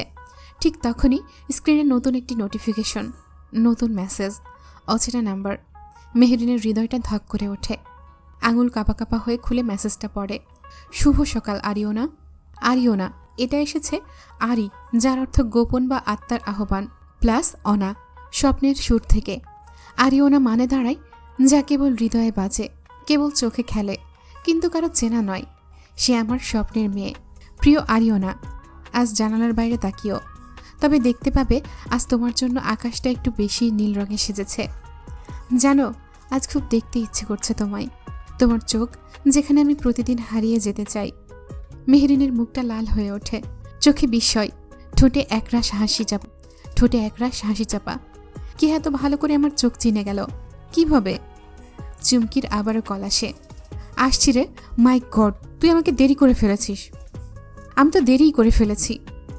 মেহরিন আর চুমকি হাঁটছে ক্যাম্পাসের লাল সাদা পথ ধরে। চারপাশে গাছের ছায়া, বাতাসে দুপুরের ক্লান্তি আর বিকেলের কোমল রোদ। চুমকি হাঁটতে হাঁটতে হাসতে হাসতে বলছে, তোরে তো দেখি কবিতার মিউজিয়াম বানাই দিচ্ছে রে। চোখে প্রেম, কথাই যুক্তি। আহারে, তুই কি আসলে মানুষ না কাব্যের বই? মেহরিন একটু লজ্জা পায়, একটু মুচকি হাসে। ধুর, এইসব কি বলিস? আর তোর ওই আরিওনা নামটা? আহারে, একদম সিনেমা রে। ঠিক তখনই একটা ছোট পিচ্চি ছেলে, হয়তো ক্লাস 3 বা 4 হবে, ছুটে আসে ওদের সামনে। মেহরিন থমকে দাঁড়ায়। ছেলেটা নিঃশ্বাস নিতে নিতে একটা ছোট গোল কাগজের খাম আর সাথে একটা সাদা কাঠগোলাপ মেহরিনের হাতে দিয়ে বলে, আপু, এটা আপনার জন্য। তারপর কোনো উত্তরের অপেক্ষা না করে ছেলেটা এক দৌড়ে চলে যায় ভিড়ের মধ্যে হারিয়ে। মেহরিন আর চুমকি দুজনেই কিছুক্ষণের জন্য একদম স্তব্ধ। চুমকি চোখ কুঁচকে বলে, আবার কি কবিতা আসলো? মেহরিন খামটা হাতে নিয়ে ধীরে ধীরে খুলে দেখে। ভেতরে ছোট্ট করে ভাঁজ করা কাগজ, তাতে লেখা, তুমি কাঠগোলাপের মতো, সাদায় মোড়া, কিন্তু ভেতরে লুকিয়ে আছে একরাশ গোলাপি রং। তুমি কি জানো, তোমার ওই চোখে লেপটে যাওয়া কাজলে যে কেউ ডুবে যেতে চায়, আবার ভয় পায় সেখানে হারিয়ে গেলে যে ফেরার পথ নেই। তুমি দাঁড়াও যেখানে, চারপাশটা কবিতা হয়ে যায়। সেই অচেনা কেউ যে শুধু তোমার চোখে থমকে যায়। মেহরিন চিরকুটটা পড়ে আশেপাশে তাকায়, কিন্তু কাউকে দেখতে পায় না। কেন জানি তার মন বলছে কবি সাহেব আশেপাশে আছে। চুমকি পাশে দাঁড়িয়ে বলে, এই কবি সাহেব তো দেখছি সিরিয়াস লেভেলের প্রেমে পড়ে গেছে। এত সুন্দর উপমা দিয়ে কেউ কি মানুষের তুলনা করে রে? মেহরিন কিছু বলে না, শুধু কাঠগোলাপটা হাতে নিয়ে চোখ বন্ধ করে এক টুকরো নিঃশ্বাস নেয় আর চিরকুটটা ডায়েরির ভেতরে রেখে দেয়, যেখানে শুধু তারই জায়গা। চুমকি ঠোঁটে হাত চেপে হাসি থামানোর চেষ্টা করে।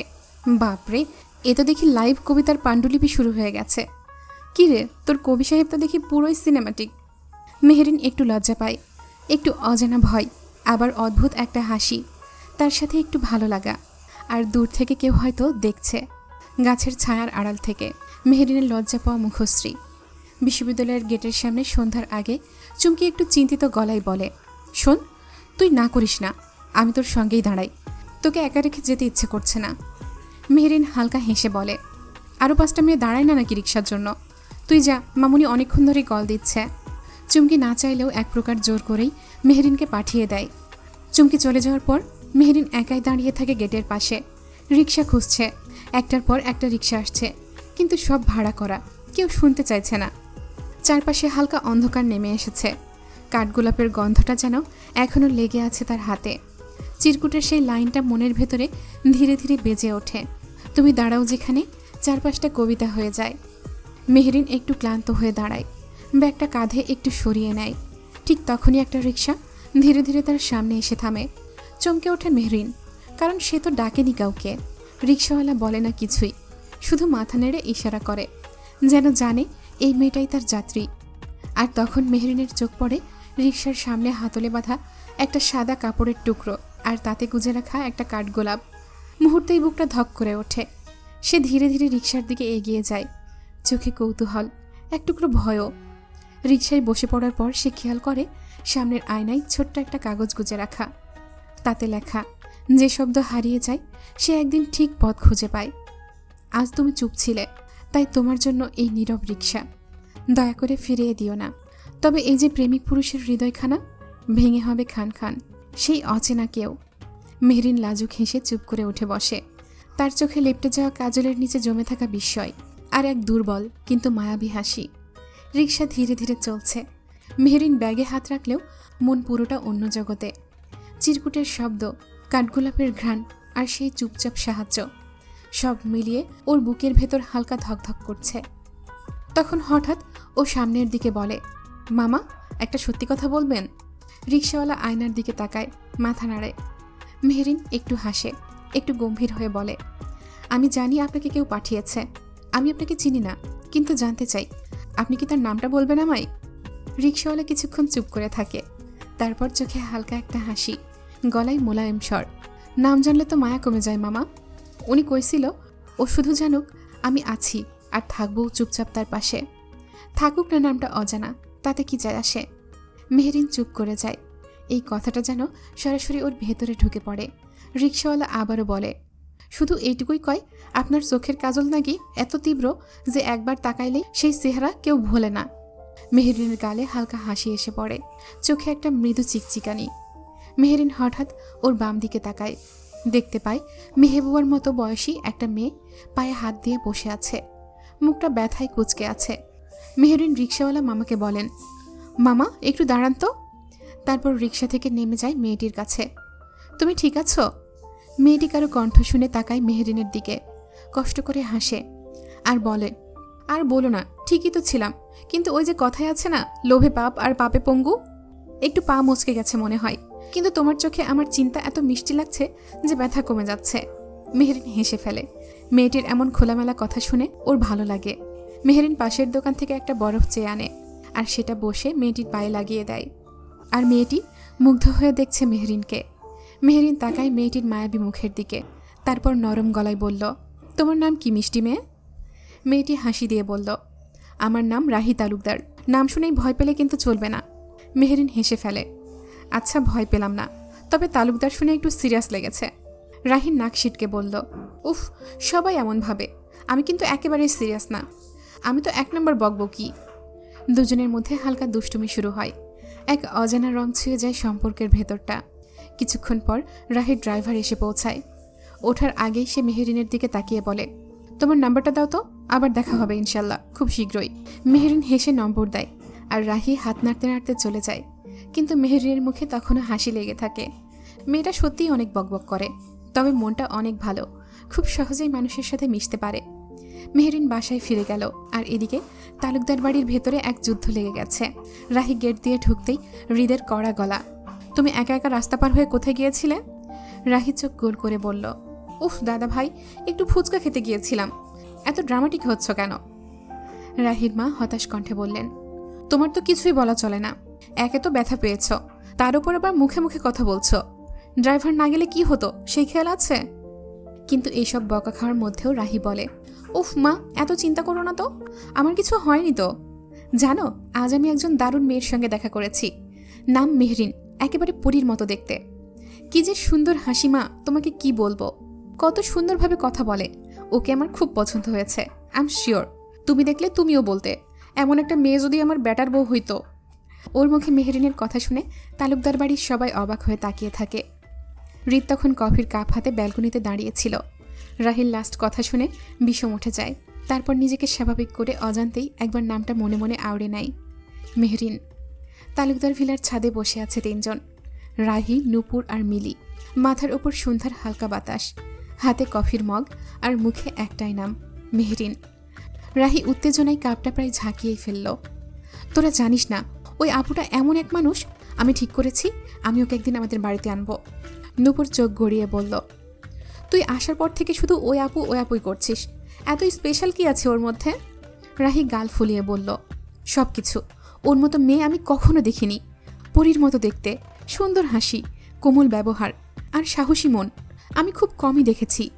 আমার পায়ে ব্যথা পেয়ে বসেছিলাম, সবাই এড়িয়ে যাচ্ছিল, আর ও ছিল একমাত্র যে পাশে এসে বসেছিল।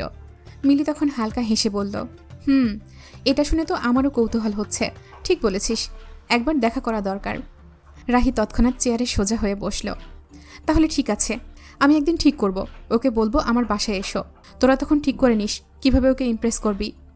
নূপুর হেসে বলল, ধুর পাগলি, ওকে আমরা কেন ইমপ্রেস করতে যাব? রাহি চোখ টিপে বলল, তাই তো বলছি, ওই আপুটাকে একবার দেখলে তোরাই ফ্যান হয়ে যাবি, বাজি ধরতে পারিস। তিনজন হেসে উঠল। রাহি হঠাৎ চুপ করে যায়, একটু ভেবে নিয়ে কফির মগটা নামিয়ে বলে, আচ্ছা, কয়েকদিন পর তো আমার জন্মদিন। নূপুর ভ্রু কুঁচকে বলে, তাই নাকি? হ্যাঁ রে, আমি তো ভুলে গিয়েছিলাম। মিলি চোখ গোল করে বলে, তার মানে এবার তো জমে যাবে। কেক, হাসি, মজা, আড্ডা, সাজগোজ, ফটো সেশন সবই তো হবে, তাই না? রাহি দুষ্টু হেসে বলে, সবই হবে। আর ওই দিন আমি মেহরিন আপুকে ইনভাইট করব। নূপুর অবাক হয়ে বলে, তোর জন্মদিনে ওই আপু? মানে সে কি রাজি হবে? রাহি চোখ মিটমিট করে বলে, আমি বললেই হবে। আমি ওকে এমন মিষ্টি করে বলবো, আপু তুমি না এলে বার্থডে হবে না, বাস। মেহরিন আপু আসবেই। মিলে হাসতে হাসতে বলে, তুই না একদম নাটক বাজরে রাহি। রাহি গম্ভীর মুখে বলে, নাটক নয় রে পাগলি, এটা একদম প্ল্যান। দেখতে দেখতে কিছুদিন কেটে গেল। দিন যায়, রাত আসে, সব কিছু ভালোই চলছে। তবে কবি সাহেবের কবিতা বলা কিন্তু বন্ধ হয়নি। প্রতিদিন নিয়মমাফিক SMS করে। আজ তোমার চুলের গন্ধটা ছিল কামিনী ফুলের মতো, যেই গন্ধে আমি মাতাল হয়ে যাই। তা কি তুমি জানো আরিওনা? তোমার হাসি আজ দুপুরের সেই মিষ্টি রোদ, সেটাই আমি ছায়া খুঁজি। এমন নানা প্রেমময় কথা বলে। মেহরিনের প্রথম প্রথম ভালো লাগলেও এখন বিরক্ত লাগে। কে এই কবি? না নাম বলে আর না নিজের পরিচয় দেয়। এগুলোই ভাবছিল মেহরিন।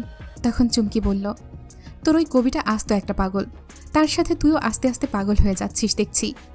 মেহরিন হেসে বলে, চুমকি তুই জানিস না, ও কবি সাহেবের পেটে পেটে শয়তানি, খচ্চর বেটা, না নাম বলে আর না নিজের পরিচয় দেয়।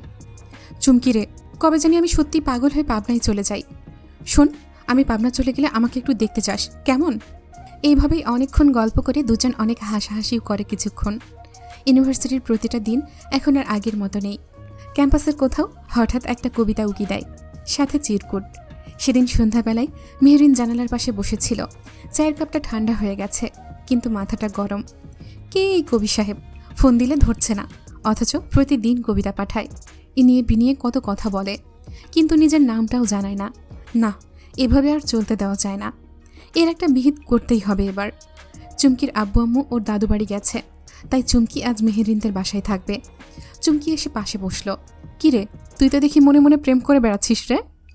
মেহরিন চোখ রাঙালো। নাটক করিস না, এমনিই মেজাজ গরম। আমি শুধু জানতে চাই কে ও। হঠাৎ মেহরিনের ফোনে নতুন একটা SMS এলো। আচ্ছা, হঠাৎ যদি একদিন দেখা হয়, তুমি চিনবে তো? মেহরিন এবার আর চুপ করে থাকতে পারল না। এনাফ, আমি এই ছেলেকে খুঁজে বের করবই। চুমকি হেসে বলে, তাহলে তো ডিটেকটিভ মিহু ম্যাডাম নামতে চলেছে মিশনে, কবি সাহেবের খোঁজে। চুমকি আবারও বলে, জানিস আজ আমার প্ল্যান কি? মেহরিন বলল, তোর মাথায় আবার কি শয়তানি খিচুড়ি পাকাচ্ছিস? চুমকি চোখ টিপে বলে, কবির খোঁজে তোকে নিয়ে একটা গোয়েন্দা মিশন কমপ্লিট করব। মাহবুবা তখনই ঘরে ঢুকে বলল, তোরা আবার কি মিশন কমপ্লিট করছিস? তাও আমাকে ছাড়া, বল তো শুনি। চুমকি 2 হাত তুলে বলল, তোর বোনের এই বিরহী মুখখানা দেখতে ভালো লাগছে? দেখ দেখ, দেখে মনে হচ্ছে কেউ মুখে করলা পুড়ে দিয়েছে। মেহেরিন ধূপ করে বালিশ ছুঁড়ে মারল চুমকির দিকে। চুপ কর, আর একটা আজাইরা কথা বললে তোর খবর আছে। মাহবুবা বলল, ঠিক আছে, তোমরা মারামারি বন্ধ করো, আমরা 3 জন একটা প্ল্যান করি। এই কবিকে খুঁজে বের করতেই হবে। মেহেরিন আর চুমকি একে অপরের দিকে ফিরে হাসে। দুজন একসাথে বলে, ডিল ডান।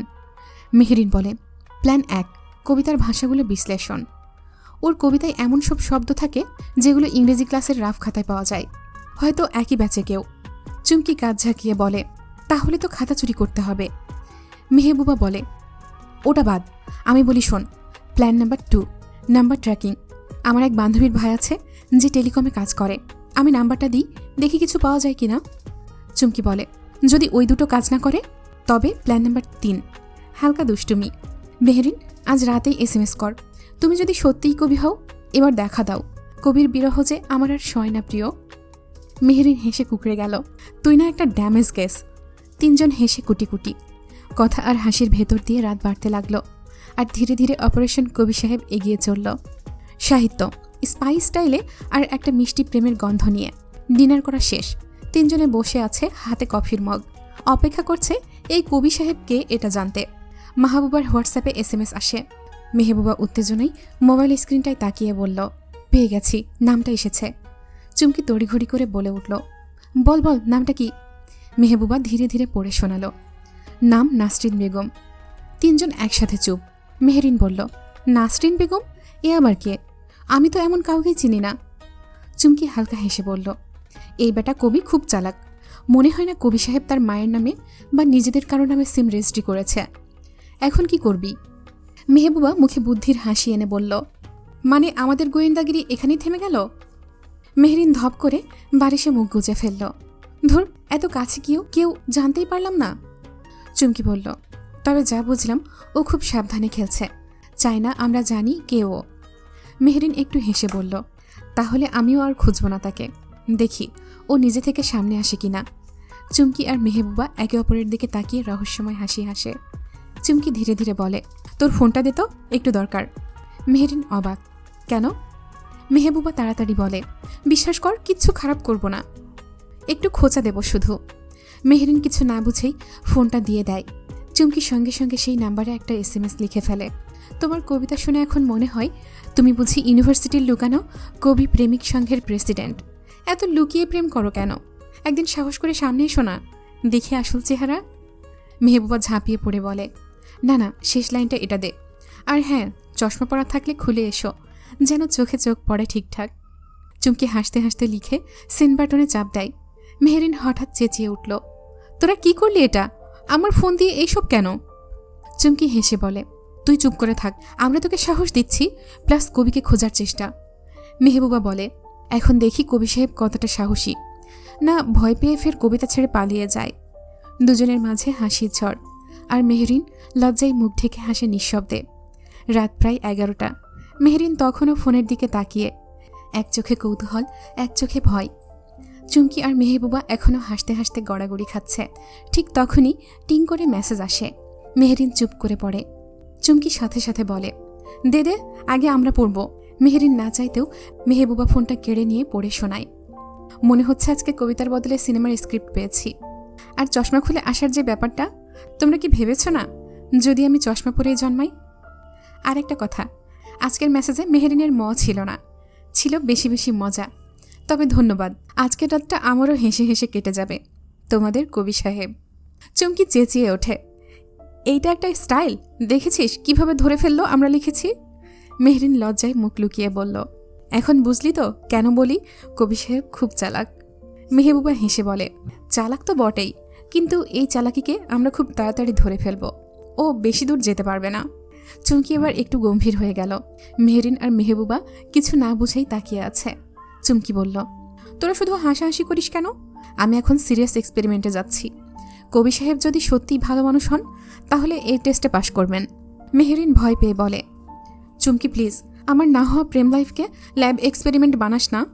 চুমকি হেসে বলে, শুধু দেখ, কিছুই হবে না। সে নিজের নাম্বার থেকে মেসেজ টাইপ করে, আপনার লেখাগুলো হৃদয় ছুঁয়ে যায়, আপনি নিশ্চয়ই অনেক গভীর মনোভাবের মানুষ। এমন একজনের সঙ্গে যদি এক কাপ চা খাওয়া যেত তবে আমার দিনটা সোনালি হয়ে যেত। আচ্ছা, আপনি কি কখনো ভেবেছেন আপনার কবিতার পেছনে কে আছে? সেটা জানার আগ্রহ আমারও আছে। মেহবুবা ঠোঁট চেপে ধরে। এটাই তো একদম প্রেমের ফাঁদ। চুমকি চোখ টিপ মেরে বলে, না রে, এটা টেস্ট। যদি উনি লোভে পড়ে কোনো ফ্লাটিং উত্তর দেন তাহলে জানবো he is for our sweet Mehreen. Mehreen কাঁপা কাঁপা গলায় বলে, আর যদি না দেয়? চুমকি মুচকি হেসে বলে, তাহলে সে একজন ভালোবাসার যোগ্য কবি। মিনিট 5 পরেই কবি সাহেবের রিপ্লাই। চা খাওয়ার দাওয়াত পেয়ে কবির কলম কাঁপে, কিন্তু মনে পড়ে চায়ের কাপেও কখনো প্রেম ফেপে ওঠে।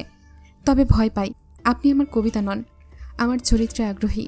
আর যদি সত্যি জানতেই চান, আমি শুধু একজনের মায়াতেই আটকে আছি, আপনার সেই বান্ধবী যে শুধু আর শুধুই আমার আরিওনা। মেসেজটা পড়তেই মেহরিনের মুখ হা হয়ে যায়।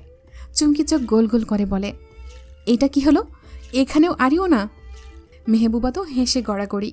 মেহরিন তো এখন রোমান্টিক নাম পেয়ে গেছে, আরিওনা। মেহরিন কাঁপা কাঁপা গলায় ফিস ফিস করে, সে জানে সে জানে এতদিন আমি মেসেজ পেয়েছি। তার লেখা কবিতা শুধু আমিই পড়েছি। চুমকি বলে, কবি সাহেব তো রাগ করে নাই, বরং সুন্দর করে বুঝিয়ে দিল সে তোরই কবি।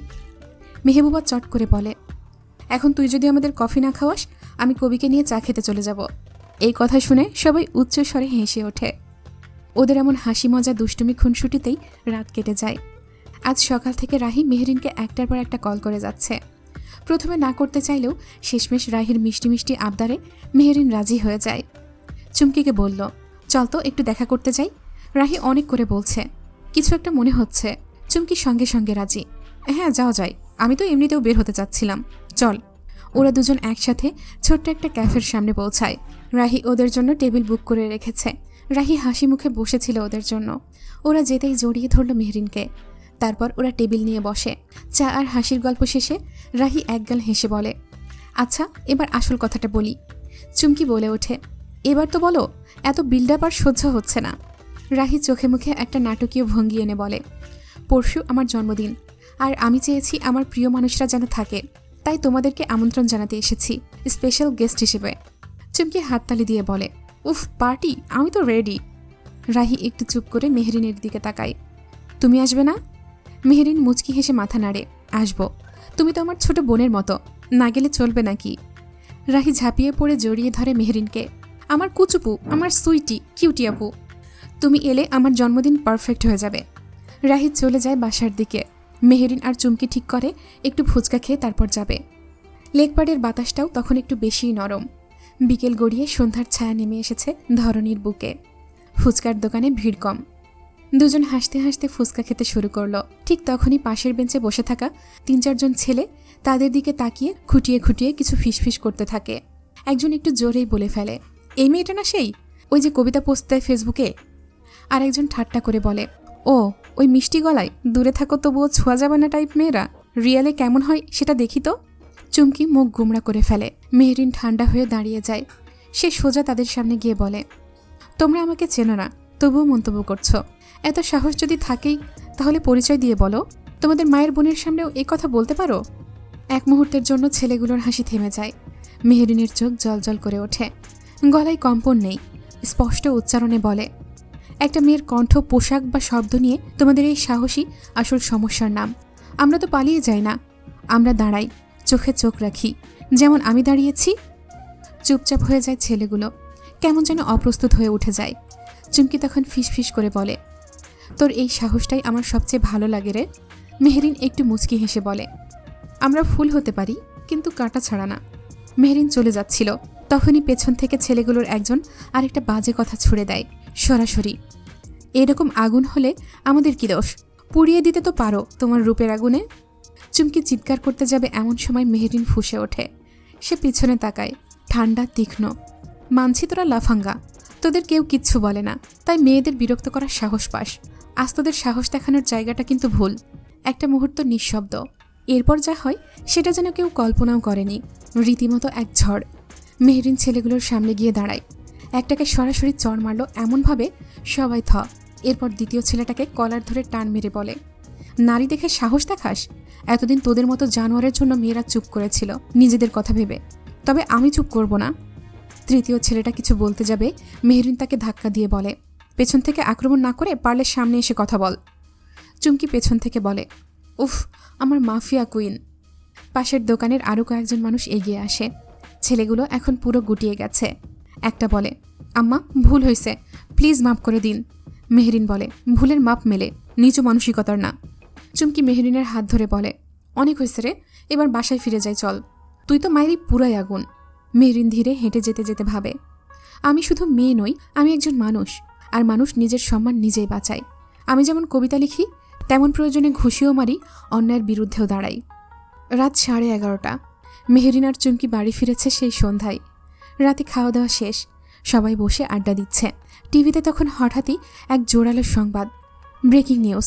সবাই তাকিয়ে আছে। আজ রাত 9টার দিকে শহরের লেক থেকে 4টা কিশোরের লাশ উদ্ধার করেছে পুলিশ। প্রত্যক্ষদর্শী জানায়, সন্ধ্যার সময় ওই ছেলেগুলো লেক পাড়ে ঘোরাফেরা করছিল। সকলের দেহ পানির ভেতরে খুব খারাপ অচেতন অবস্থায় পাওয়া যায়। পরে জানা যায় তারা কেউ বেঁচে নেই।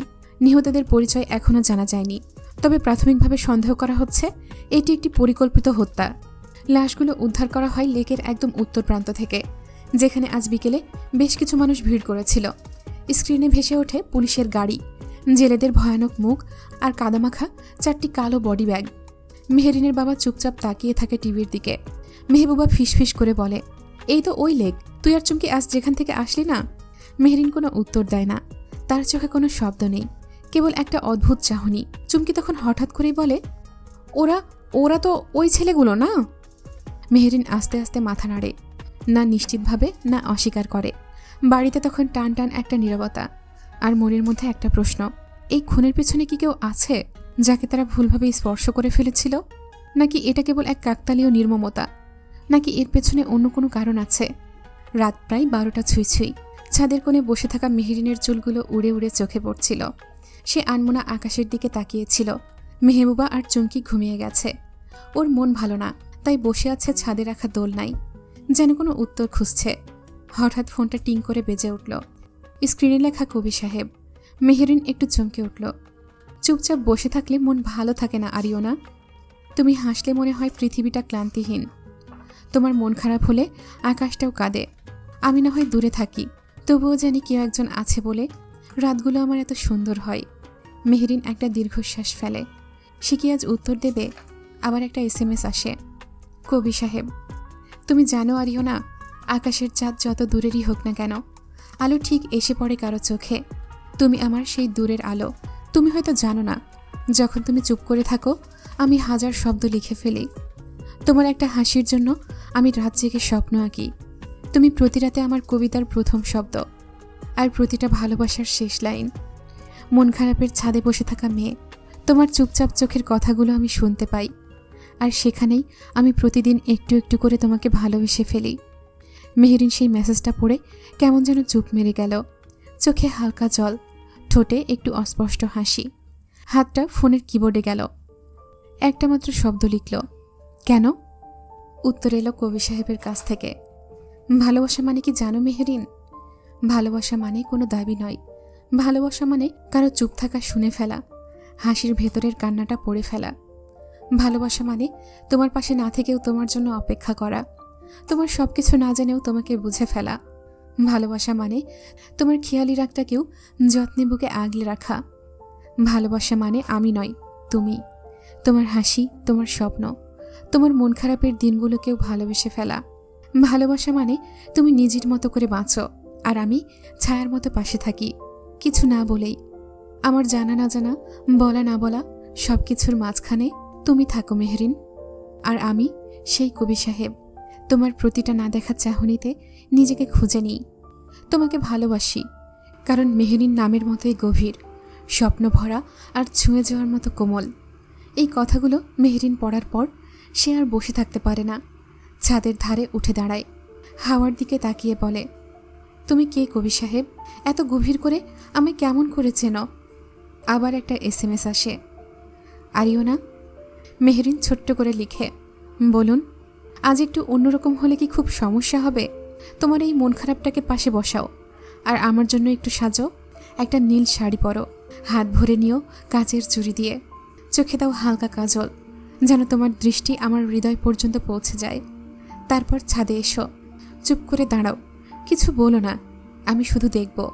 আকাশের চাঁদটাকে কি আমার পাশে দাঁড়িয়ে আরও একটা চাঁদকে দেখার সুযোগ দেবে? তুমি আসবে তো আরিওনা? আজ শুধু আমার জন্য, নিজের সব কষ্টের ভেতর থেকেও একটু আলো হয়ে উঠবে। এই মেসেজটা পড়ে মেহরিন আর সামলাতে পারল না। এমন আকুতি ভরা অনুরোধ ফিরিয়ে দেওয়া যায়? রাত প্রায় 1টা, ছাদে হালকা বাতাস বয়ে যাচ্ছে, আকাশ জ্যোৎস্নায় ধুয়ে গেছে। মেহরিন ধীরে ধীরে ছাদে উঠে আসে।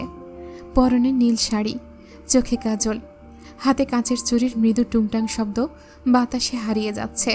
চারিদিকে নীরবতা, তবে সেই নীরবতার মাঝে তার ভেতরে যেন হাজারো শব্দ বাজছে। আর ঠিক তখনই ফোনে ভেসে ওঠে কবি সাহেবের মেসেজ। আরিওনা, এই রাতে যখন সবাই ঘুমিয়ে তুমি যেমন স্বপ্ন হয়ে দাঁড়িয়ে আছো এই ছাদে, আমার মনে হচ্ছে কল্পনার রাজকন্যা স্বপ্ন থেকে বেরিয়ে বাস্তবে দেখা দিয়েছে, নীল শাড়িতে হাওয়ায় উঠতে থাকা চুলে আর চোখে এমন এক অভিমানী ভালোবাসা নিয়ে, যেটা দেখে পৃথিবীর সব রাত থেমে যায়।